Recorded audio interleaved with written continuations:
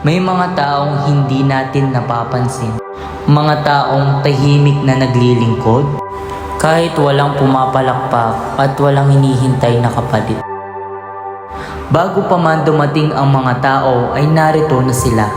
Naghahanda, nag-aayos at minsan kinakalimutan muna ang sariling pagod para lamang maging maayos ang banal na misa. Hindi laging madali ang maging sakristan. May mga araw na pagod ka, may mga araw na gusto mo na lang umuwi.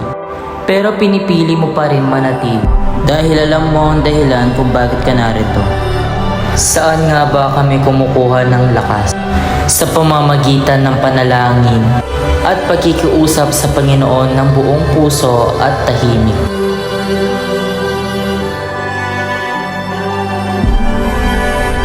Matthew verse 21-22, if you believe, you will receive whatever you ask for in prayer.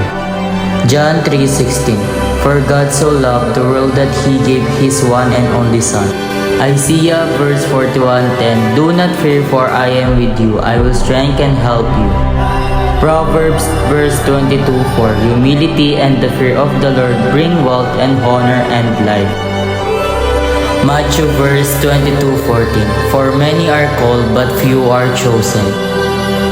Panginoon, salamat po sa iyong pagmamahal at gabay. Bigyan mo po kami ng lakas, karunungan at protection araw-araw. Amen.